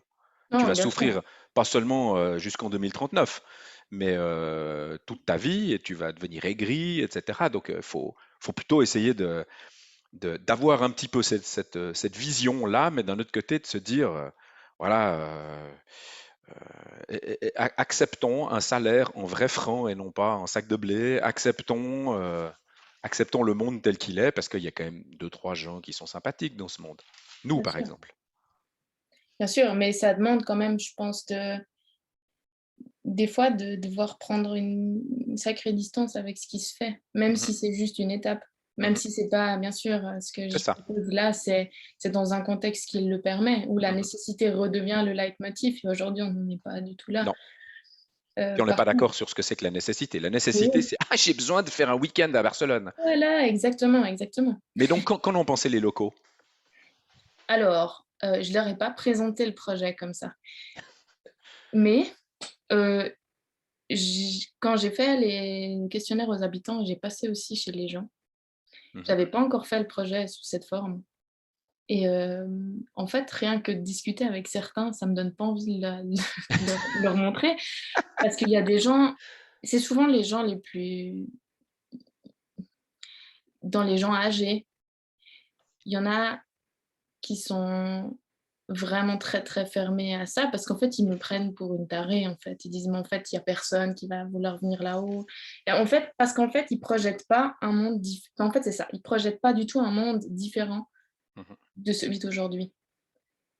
Et Mhm. tous ceux qui arrivent à se projeter puis à se dire: «Oui, c'est vrai, on est quand même un peu dans la merde et puis les choses, elles vont devoir changer, puis on va devoir retourner vers plus d'autonomie, plus de» ben, ceux-là, ils sont vachement ouverts. Mhm. Donc je pense que c'est le manque de conscience au niveau, de l'urgence qui fait qui est un frein. Ce déni absolu de l'évidence scientifique sur le fait que ça va mal, qui est aussi un frein dans ce type de projet. Mhm. Parce que du coup, les gens, ils s'autorisent pas Mhm. à imaginer un autre futur, une autre manière de faire, parce que celle-là, elle fonctionne très bien. Ah oui, personne n'a dit qu'elle ne fonctionnait pas. Et du coup, ouais, je pense que c'était là la scission, elle se trouve surtout là sur la vision du monde qu'ont les gens. Et Mmh mh. du coup, c'est vraiment intéressant parce que tu pourrais te dire, bon, ben, finalement, c'est qu'un projet d'architecture, mais c'est pas ça. C'est bien plus grand. Mmh. Par contre, je pense que l'architecture, aujourd'hui, elle peut déjà essayer de un petit peu se détacher de l'intérêt individuel tout le temps. Peut-être que des fois, on peut faire des projets qui sont un peu plus, qui vont un petit peu plus vers le bien commun. J'espère. Sinon sinon c'est triste. Bah, c'est triste alors, je te dis. Mais par Mmh. contre, faut quand même essayer. Ouais, ouais. Est-ce qu'il y a une autre question? Prenez la parole, Il y avait cliquez une sur le question bouton. de Oui, Catel oui, oui, il y avait une question de Catel, ouais, je l'ai vu. qui demandait le rapport le À la lien qu'il plaine. partageait à la plaine. Ouais. En gros, elle dit, j'aurais juste aimé savoir comment. Elle est plus là, hein, donc on peut lui répondre ce qu'on veut. Comment dans ce scénario est envisagé le lien avec la plaine, qui est aujourd'hui bien entendu indispensable, mais qui semblerait également important dans le passé, qui semblait également important dans le passé. Bah, il y avait de toute façon des échanges. Il y avait des échanges même avec l'Italie. Là, on est vraiment très proche de l'Italie, donc c'est quelque chose qui pour moi, quand je parle d'échange local, moi, aller à Host, chercher un saucisson, c'est local, quoi.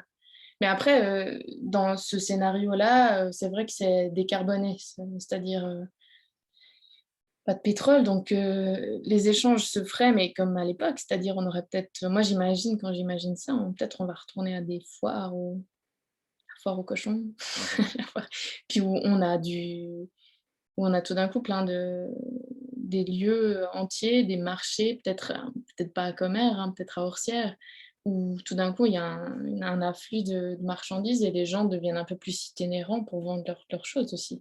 mhm, Mais c'est vrai qu'en termes de mobilité, ça pose vachement de questions parce qu'aujourd'hui, on n'a pas de réponse. mhm, Aujourd'hui, vivre dans ce type de village, enfin dans ce type de configuration, que ce soit, ça peut être aussi même au milieu de la campagne, hein, sans les transports publics et essayer de prôner une certaine sobriété, c'est difficile parce que mhm. franchement, moi, j'habite à Commères, je suis pas, enfin moi, quand j'y vais en voiture, hein, je vais pas vous mentir, je sais pas comment y aller autrement.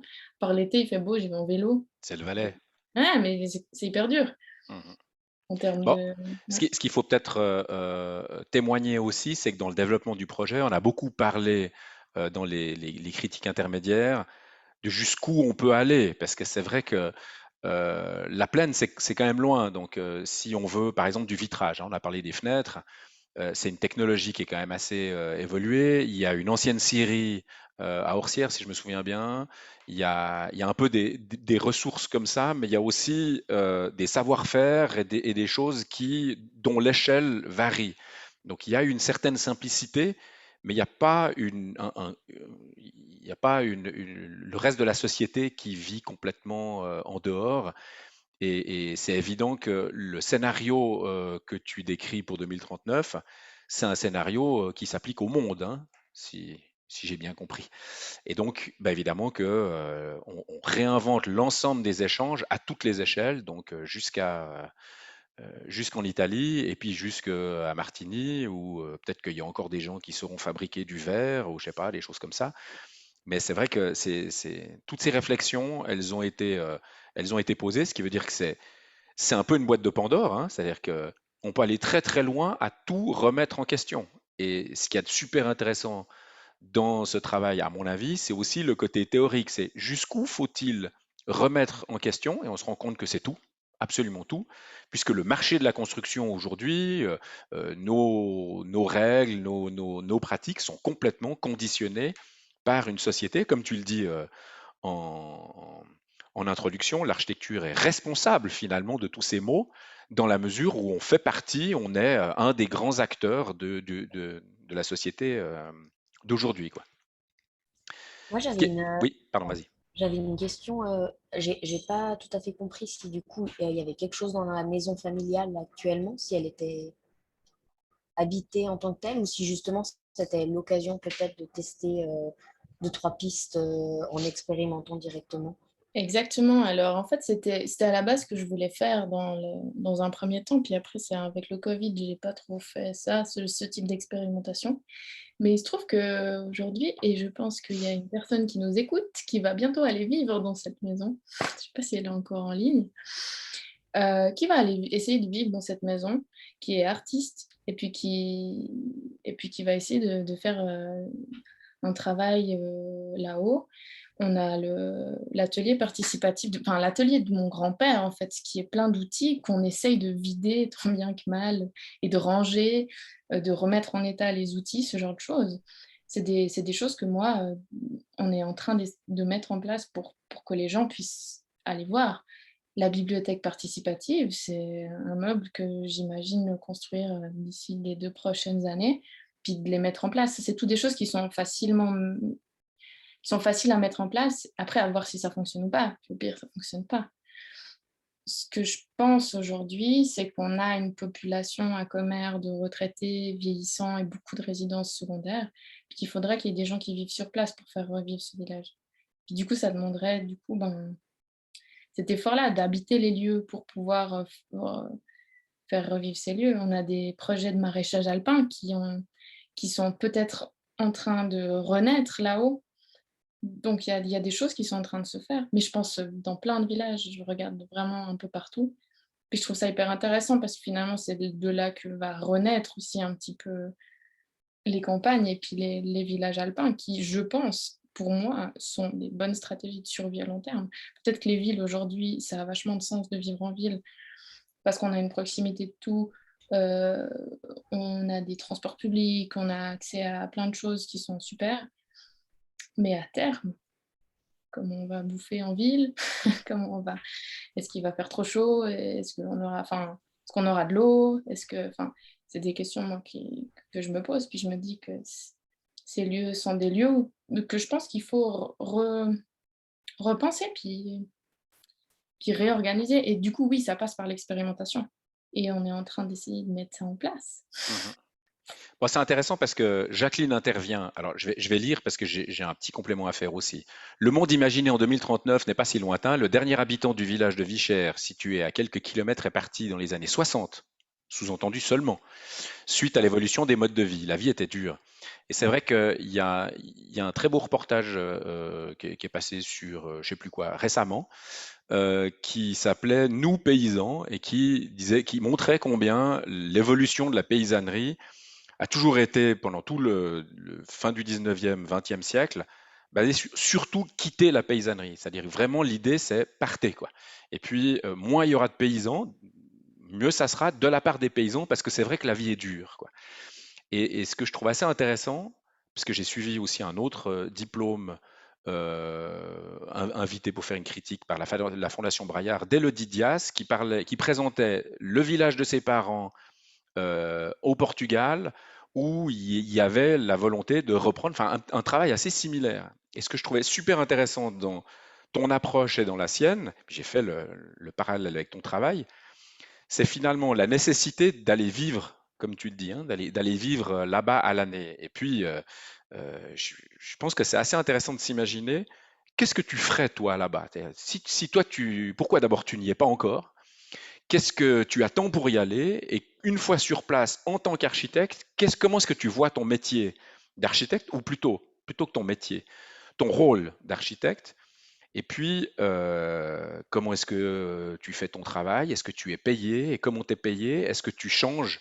Est-ce que tu planifies? Tu fais encore des dessins avec Archicad? Ou est-ce que tu deviens constructrice, artisane? Enfin, comment est-ce que ça fonctionne?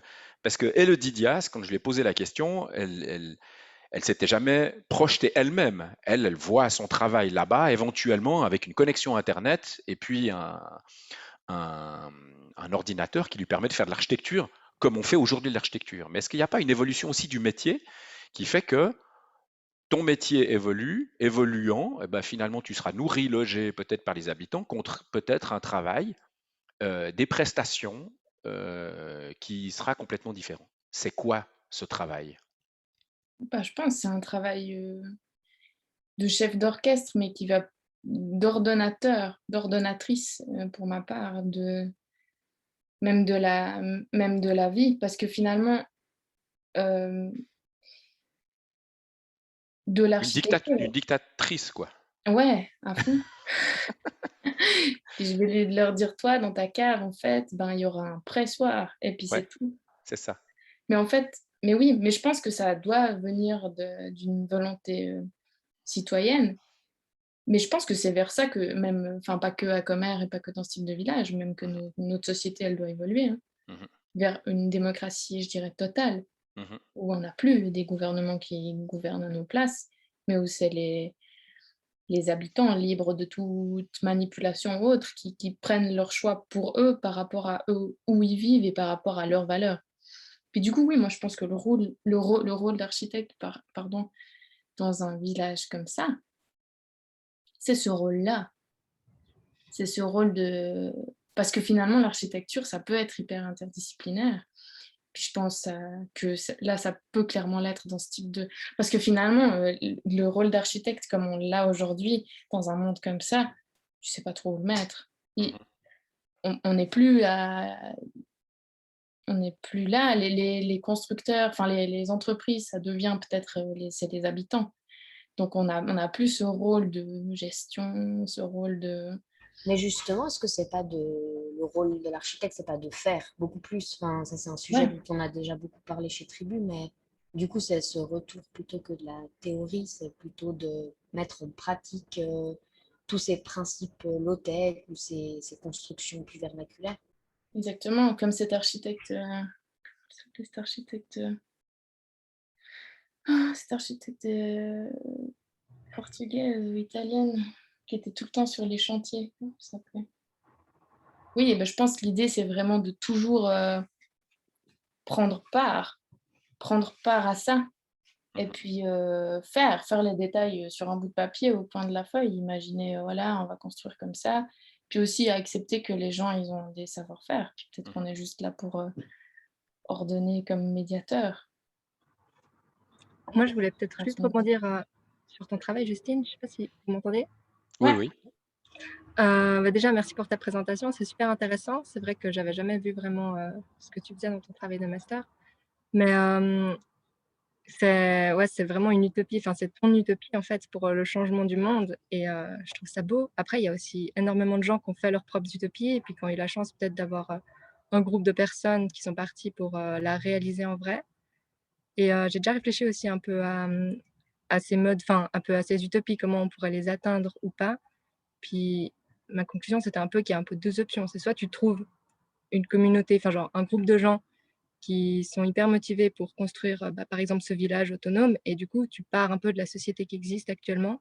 Tu vas dans un village abandonné ou dans un terrain vierge, et puis tu construis ce que tu veux. Ou autrement, tu fais des petites implantations avec, par exemple, si pour toi c'est super intéressant de construire avec des matériaux locaux et puis avoir des maisons autonomes, et ben ponctuellement, en fait, dans ton travail d'architecte, peut-être avec un bureau indépendant si tu as besoin de ça pour réaliser ces choses. Mais en fait, je sais pas, montrer un peu des exemples de comment tu aimerais vivre. Et puis après, ça inspire des autres. Et je pense que c'est ça un peu qui, pour faire les changements, il faut les faire un peu dans tous les sens. On ne peut pas arriver par-dessus telle une dictature et puis imposer quelque chose à tout le monde parce qu'on a tous une vision du monde totalement différente. Et en même temps, ça vient des fois d'en haut avec des nouvelles lois qui changent, des fois d'en bas avec des mouvements citoyens. Et je pense que si tu commences à aller dans cette direction, déjà rien que, bon, j'ai plus d'exemples français que suisses, mais en France, il y a énormément de petites communautés qui se sont faites, Les euh, écolieux. Mmh. des écolieux autoconstruits, des gens seuls, juste des familles ou des fois des groupes de personnes vraiment. Et puis en fait, ça inspire beaucoup euh, d'autres personnes, parce qu'en fait, une fois que c'est fait, une fois que ça marche ou que ça marche pas, on peut en parler et puis en critiquer. Si ça reste sur du papier, c'est difficile d'avoir un regard critique dessus. Enfin, on fait que de parler et puis on ne peut pas vraiment expérimenter le sujet. Et après, ça peut monter plus haut. Par exemple, il y a un mouvement qui se fait en France, c'est la preuve par 7, issu du groupe un peu Patrick Bouchin, comme ça. Et puis en fait, ils ont un peu lancé un appel à projet, genre on veut faire participer les gens à leur ville. Et après, ils ont fait un appel à projet. Et puis dans toute la France, ils ont plusieurs projets en fait. Et puis ils rentrent en contact avec des gens qui veulent aller dans cette direction que eux proposent. Donc ils ont fait une marche à suivre un peu pour faire participer les gens à leur vie. Et puis après, c'est des échanges. Ça prend énormément de temps. C'est une grande organisation. Mais eux, pour en arriver là, ils sont commencés tout petits à faire des petits projets participatifs, commencer à implanter leurs idées. Ils sont plus dans le côté social, je sais pas où ils en sont au point de vue écologique ou autoconstruction, mais en tout cas, vraiment être actif dans son lieu de vie, un peu comme tu le présentes dans ce village où finalement, les gens sont vraiment acteurs de leur lieu de vie. Tout ça pour te dire que ça existe en fait. Et je pense qu'il faut que tu te lances, il faut que tu ailles faire des expériences dans peut-être des communautés qui existent déjà, rencontrer des gens, peut-être que tu peux nourrir en fait cette utopie que tu as, parce que c'est un peu ta direction que tu te donnes pour ta carrière. Et après, que tu sois architecte ou non au sens conventionnel, on ne sait pas, peut-être tu vas être... le métier est tellement vaste que tu pourras peut-être pas forcément en construire, mais être dans des groupes de discussion pour mener à bien des projets, organiser, aider les gens qui veulent aller dans ce sens à trouver des solutions. Je sais pas. Mais en tout cas, il y a vraiment plein de choses comme ça qui existent. Et je pense qu'il faut que tu trouves les bons bureaux, les bonnes personnes, Mhm. les bons placements en fait, pour expérimenter tout ce que tu projettes là. Merci Aude, mais c'est vrai que ça, je pense, c'est un projet de vie.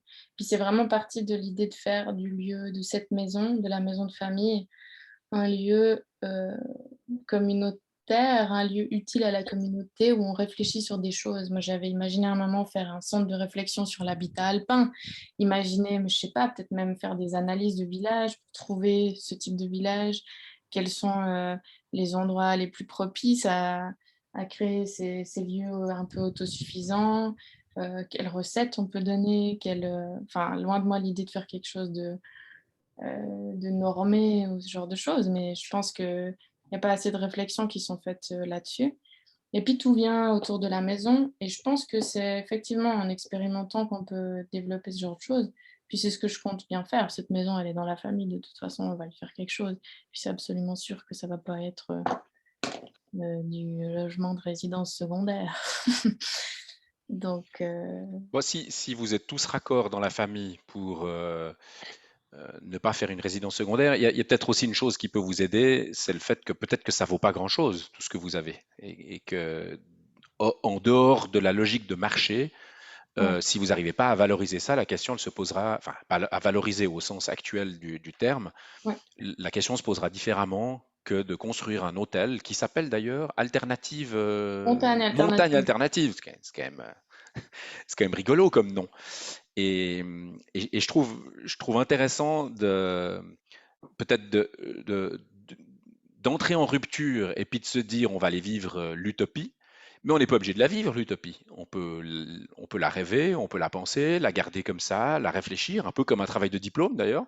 Et on peut rester vivre avec les vrais humains, ceux qui parfois ont des 4x4, parfois même pas de 4x4 électriques, mais un gros 4x4 diesel et tout, parce que ils sont dans notre famille, ces gens, ils sont dans nos voisins, notre famille, puis réussir à les supporter et à continuer de garder cette radicalité, c'est-à-dire en gros accepter l'élargissement du spectre, parce que finalement, c'est nous, et c'est toi Justine qui quitte la société gentiment là dans tes idées, tu rentres dans une appréciation du monde qui est différente de la majorité des gens.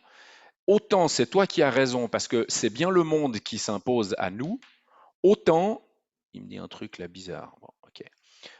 Autant, ma foi, c'est la réalité du monde et la majorité des gens ça reste quand même des beaux gros ragondins qui n'ont pas tellement l'intention de changer.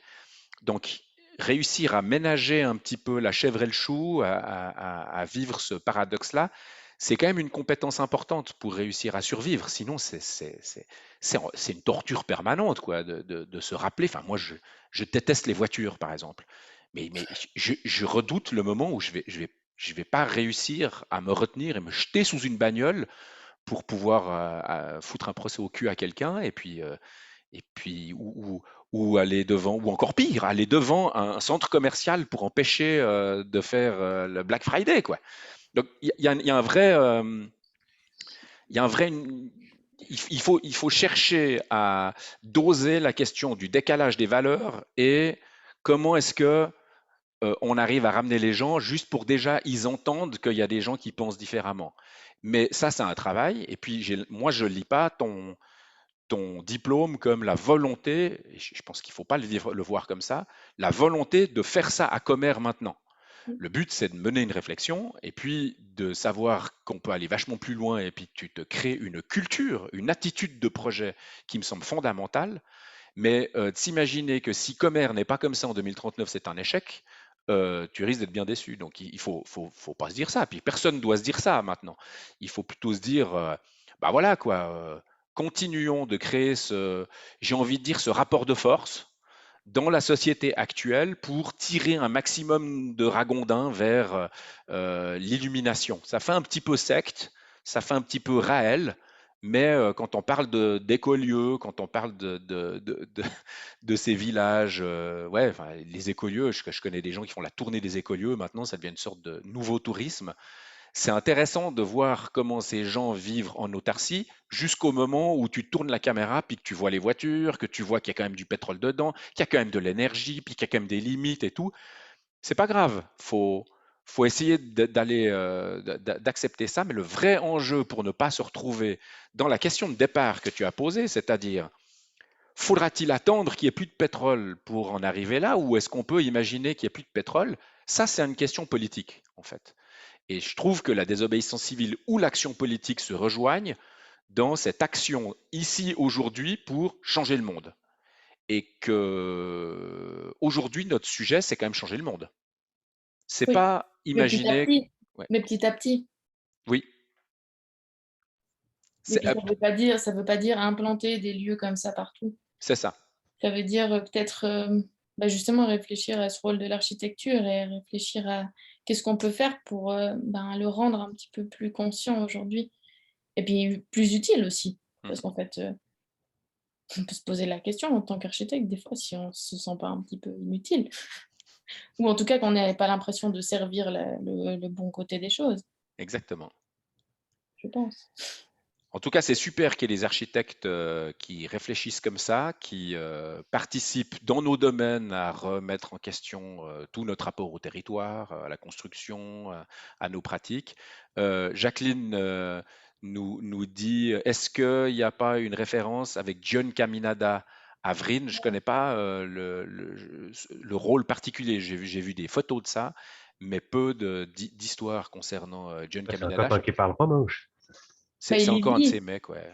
il y vit à Avril et puis il a son bureau là ou le bled d'avant ou d'après, je crois. Et du coup, il a fait revivre le village, mais il a créé le village qu'il voulait en fait. Mhm. Il a vraiment fait ça. Et j'y suis allée à Avril, et c'est vrai que j'ai l'impression que ça fonctionne quand même. Ça fonctionne quand même pas mal. Mais du coup, du coup, ça, c'est une implication assez forte de, de cet architecte dans la vie du village. Et puis, je pense qu'il a dédié toute sa vie à ce projet. Mhm. Du coup, Ouais, c'est clairement un projet de vie. ouais, Mais tout à je fait. trouve rigolo de faire la comparaison avec Caminada, qui vient de chez moi, hein. Parce que il y a vraiment un rapport avec le diplôme de Justine. Après, je poserai une question. C'est que, en fait, ton diplôme, c'est vraiment le rôle de l'architecte. C'est-à-dire que, OK, bon, j'ai fait une réflexion, j'ai créé un énoncé théorique, puis maintenant, je vais faire le boulot que j'aime bien faire, c'est-à-dire dessiner sur Archicad. Alors, non, mais c'est un peu caricatural.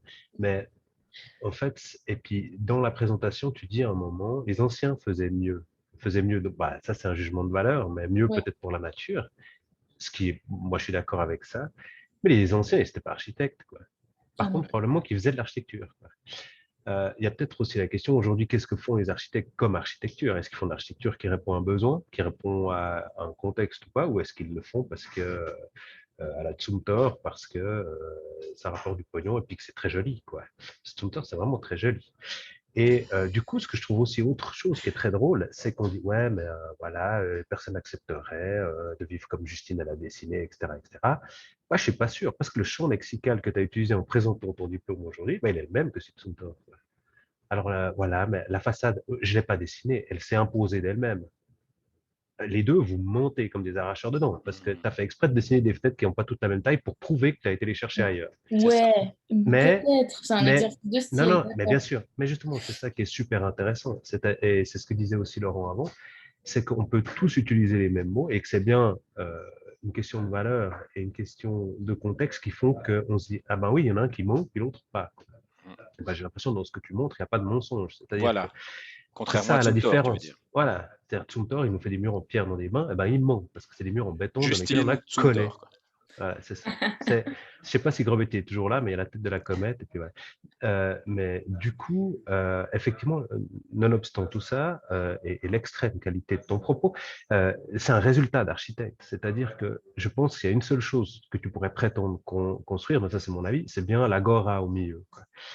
Bah, c'est le seul bâtiment, un peu comme un point de départ qu'on avait fait à où on valait, Laurent, le projet d'urbanisme qui était gagné par des nuls, là, je ne sais plus comment il s'appelle là-bas, là, qui n'avaient rien compris au truc, là, Hertzmerg et Ouais, bah, Leroy, là, chut, ouais. parce que c'est enregistré. Ben, en gros, il y a un déclencheur et ce déclencheur-là, il pourrait être construit par Justine, là où les gens vont décider, en fait, tout seuls, sans Justine, comment ils vont construire leur écurie, etc. Est-ce qu'ils ont vraiment besoin d'un architecte déjà pour définir le besoin? Après, l'architecte doit juste redescendre d'un cran puis répondre à un besoin. Puis après, il faut que Justine revienne, qu'elle aille à la SIA, puis qu'elle change les normes qui vont empêcher les gens de construire des usines sans isolation, les trucs sans isolation et les chiottes dehors. Du coup, la question, voilà, je pense qu'il y a deux solutions. C'est toi de montrer un exemple, et après dire, bah, pour que les gens puissent plus dire, ouais, mais c'est pas possible de vivre comme ça. Et bah, si on l'a fait. Ou bien alors de donner les moyens aux gens de le faire pour montrer aux autres. Et ça m'intéresse de savoir ce que Justine pense. Si elle préfère aller construire des toilettes sèches à Comer, ou si elle préfère être présidente de la SIA pour obliger les gens à changer. Ça, je trouve intéressant aussi de la part de quelqu'un qui va se mettre devant la FNAC de Fribourg. Bah, je préfère construire les toilettes sièges à Comer. Et Je voilà. préfère Qu'est-ce que tu voulais que essayer. je t'avais dit, Laurent? Impossible. Qu'est-ce que tu Il n'y a veux? rien à faire. Rien à Il y a Jacqueline, je crois, qui pourrait témoigner en tant qu'ancienne présidente de la SIA. Est-ce que c'est mieux d'être ancienne présidente de la SIA pour changer le monde ou bien d'aller construire des toilettes à Comer? Je rêve tous les jours d'aller construire des toilettes sèches à Comer. D'ailleurs, puisque moi, j'ai une résidence secondaire à Vichères, donc voilà. Donc, je rêve souvent de partir à Vichères et de laisser, entre guillemets, la mer derrière moi. Et puis, il y a aussi des jours où je me dis, ben voilà, qu'est-ce que je peux faire à la SIA pour faire changer les choses? Et donc voilà, on est tous un peu schizophrènes, puis on est tous un peu dans ces deux tendances. Mhm. Et je vous rassure, moi je crois que la SIA, elle change aussi. Elle évolue assez rapidement. Et alors elle est toujours avec un petit peu de retard, mais je veux dire, je pense que heureusement tout le monde change. Puis disons, je pense quand même dans le bon sens. Ah Donc ouais. moi je suis rassurée, quoi. C'était pas une critique de la SIA, hein. Je Non, demandais à Justine, mais non, non, mais en caricaturant sur la SIA, si elle voulait pas devenir conseillère fédérale, par exemple. Ça aurait Voilà, marché c'est aussi. plutôt ça. je pense que c'est une bonne question. En effet, je veux dire, chaque association, chaque personne doit essayer de se poser des questions sur ce qu'il fait, quoi. Mhm. Et on a encore une question de Marie et je propose qu'on arrête après, puisqu'il est déjà passé 14h08 et puis qu'on a dépassé complètement le cadre temporel qu'on s'était fixé. Oui, bonjour. Alors, c'est pas vraiment une question, mais c'est une petite proposition, en fait, parce que je vous entendais parler de l'avenir de Justine et puis de la possibilité soit d'être dans son petit village valaisan, soit d'être présidente de tout. Et en fait, je voulais lui dire que j'allais la contacter pour peut-être lui faire une proposition. Je ne sais pas si cette Faire un putsch. alternative peut être intéressante, mais je pense qu'il y a une question aussi de territoire dans cette réflexion qui n'est peut-être pas forcément, qui ne doit pas forcément se mener uniquement au niveau national ou au niveau très local. Mais en gros, je représente en même temps la HES, mais en même temps aussi une association qui s'appelle Utopia. Et est-ce qu'une alternative ne pourrait pas être un lieu plutôt en plaine, donc un peu central, duquel rayonnent un peu tous ces villages valaisans qu'elle connaît bien, et qui hébergerait les fameux architectes dont vous avez parlé, sans les nommer ou qu'à moitié, mais je les ai devinés quand même. Un lieu alternatif tourné autour de la transition écologique, c'est ce qu'on est en train de créer, en fait, Justine, en vrai.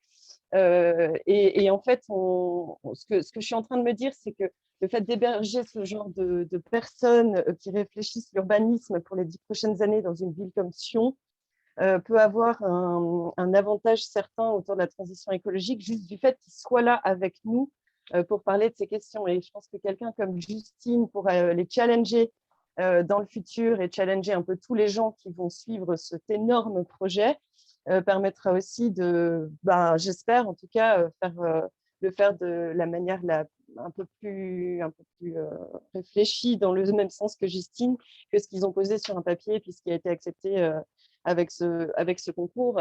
Et puis ce genre de lieu a aussi pour but de faire éclore des projets, et typiquement des projets dans les villages, des projets très concrets.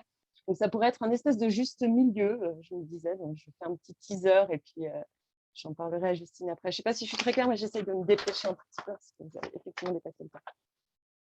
Merci en tout cas pour la proposition, c'est nickel. Voilà, on a réussi à réunir des gens, donc c'est comme ça qu'on dit toujours à la fin pour conclure. Ah, c'est magnifique, on est en contact, tout ça. Donc à mon tour de te remercier, Justine, et de vous remercier pour votre participation, chers camarades de la fin du monde. C'est hyper intéressant d'avoir des vrais projets d'architecture, des vraies réflexions qui se rapprochent, et de voir un petit peu l'ensemble de cette articulation, comme je le disais en intro, entre la question du programme, du cahier des charges, et puis la question de comment est-ce qu'on fait pour, en tant qu'architecte, répondre à ça, et puis de voir que finalement, il est difficile de déconnecter l'un de l'autre. Je trouve que c'est une très belle démonstration, un très beau projet déjà en soi, très bien dessiné, ça c'est une chose, mais donc ça nous peut-être réconcilie, ça nous parle beaucoup en tant qu'architecte, et ça nous permet, je pense, assez bien de nous projeter là-dedans, parce que chaque personne a son imaginaire, sa culture, son langage. Et je trouve que ce qu'il y a de super intéressant avec ce projet-là aussi, c'est les questions de représentation, qui permet peut-être de combler un peu ce décalage qu'il pourrait y avoir quand tu débarques avec tes mots, et puis que tu racontes cette vie tellement alternative qu'on te prend pour une amiche ou une folle. Eh ben, je trouve que de venir avec du plan, de la coupe, de la façade, et puis une vraie représentation, un vrai travail d'architecture, ben finalement, c'est une belle porte d'entrée. Il y en a certainement plein d'autres, hein, y compris empêcher les commerces de Fribourg de faire le Black Friday, ou de déposer des motions au Grand Conseil pour révolutionner l'assainissement énergétique des bâtiments, ou plein d'autres choses. Et ce que je trouve super intéressant, c'est que on y arrivera à infléchir un peu les choses, malgré l'inertie, malgré l'urgence, avec ce genre d'attitude. Et puis, comme on sait que de toute façon on n'y arrivera pas, l'essentiel c'est d'avoir essayé. Donc, c'est d'avoir un petit peu participé à ce mouvement-là. Donc, moi, je trouve que il faut déjà se satisfaire de ça, en être content, heureux, et puis c'est comme ça qu'on y parviendra tous ensemble. Le cycle de conférences de Tribu continue.